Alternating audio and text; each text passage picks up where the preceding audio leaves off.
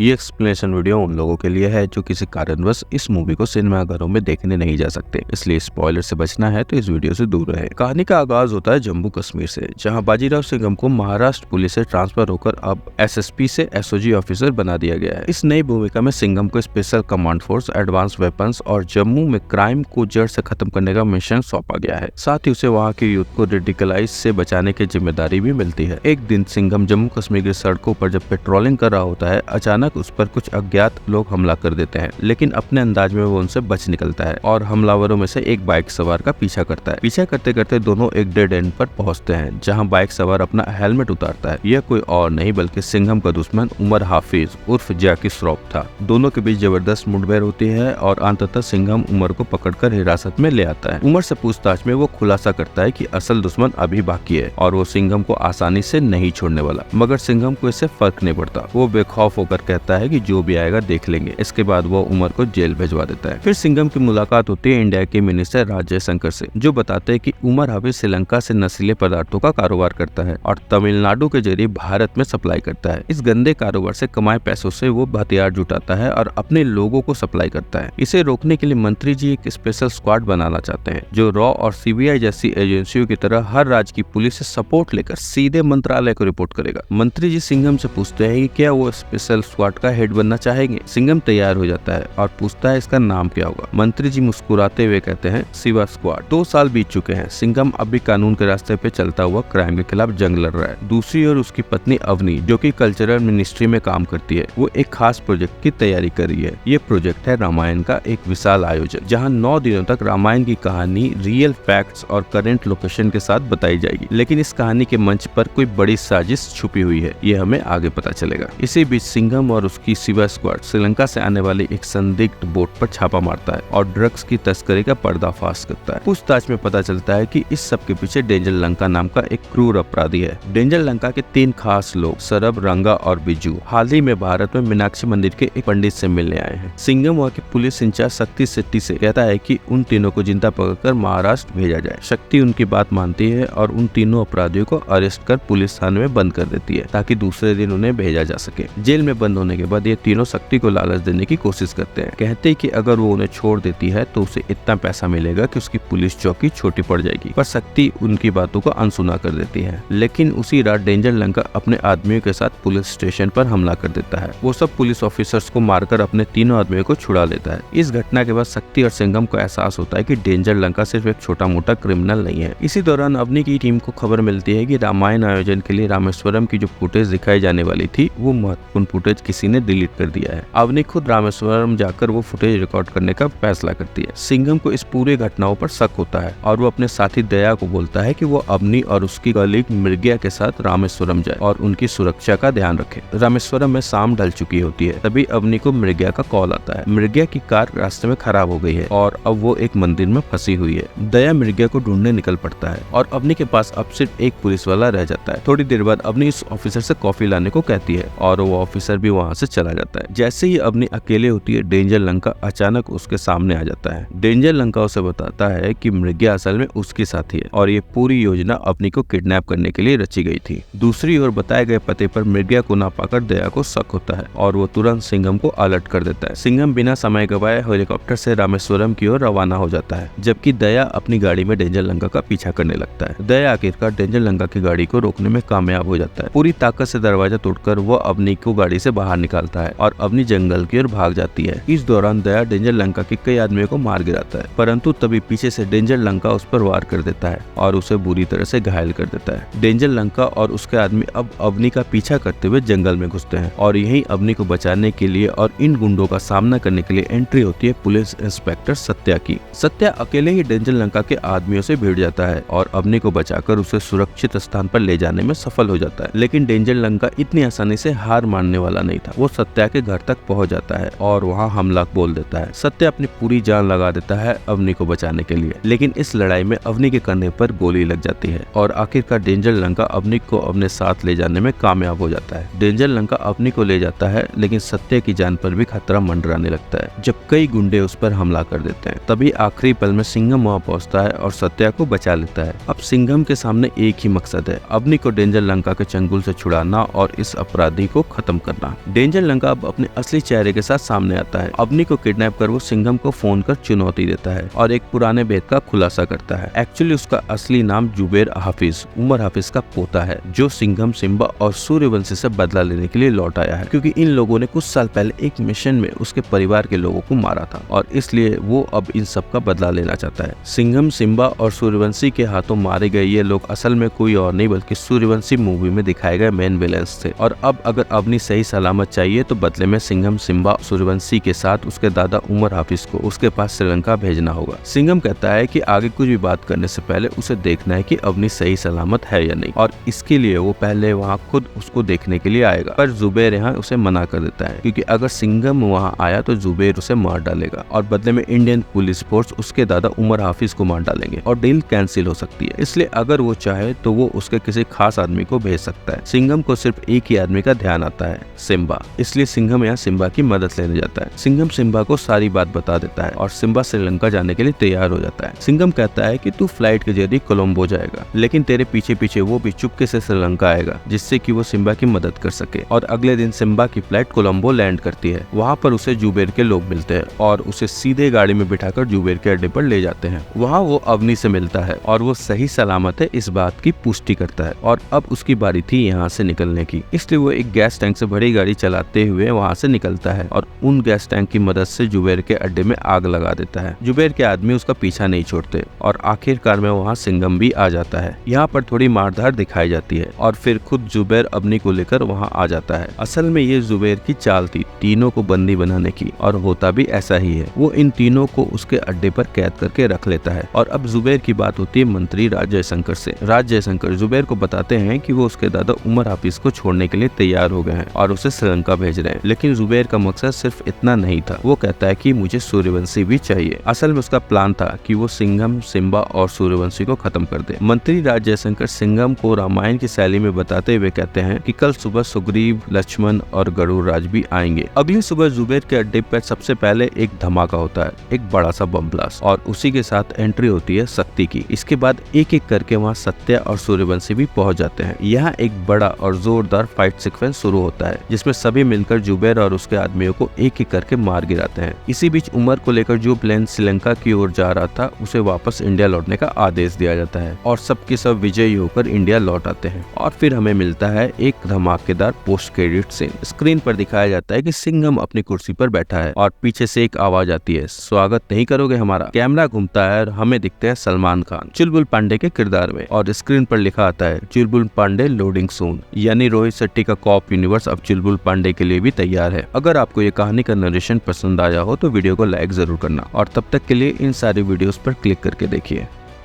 Happy Diwali.